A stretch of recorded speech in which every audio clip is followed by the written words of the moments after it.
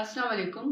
मैं सरताज गुल वज़ीर हल्फन अल्लाह ताला को हाज़िर और नाज़िर जान कर ये बयान दे रही हूँ कि मैं अपनी स्टूडेंट लाइफ से पाकिस्तान तहरीक इंसाफ का हिस्सा हूँ, हिस्सा थी और इंशाल्लाह हिस्सा रहूँगी। और मेरा ये ईमान है कि जिस तरह खान साहब ने उम्मत मुस्लिमा का, जिस तरह कश्मीर का, फ़लस्तीन का और जैसे पाकिस्तान का और शान रसूल का मुकदमा उन्होंने दुनिया के सामने लड़ा है, पाकिस्तान का नाम रोशन किया है, मेरे सामने कभी कोई ऐसी मीटिंग नहीं हुई, ना मैंने कभी किसी से सुना है कि खान साहब ने कभी हमें कहा कि आप लोगों ने पुरतशद्दुद वाक़यात करने हैं या आप लोगों ने पुरतशद्दुद प्रोटेस्ट करना है या आपने कहीं पर कौमी तनसीबात के ऊपर हमला करना है। खान साहब हमेशा पेट्रियोटिज्म का सबक देते हैं, हमेशा कहते हैं कि पाकिस्तान की खातिर आपने लड़ना है।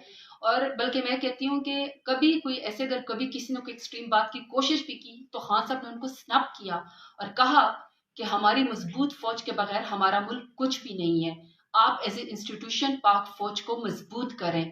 तो मेरा ये ईमान है कि इमरान खान ही इस मुल्क को आगे लेकर जा सकते हैं।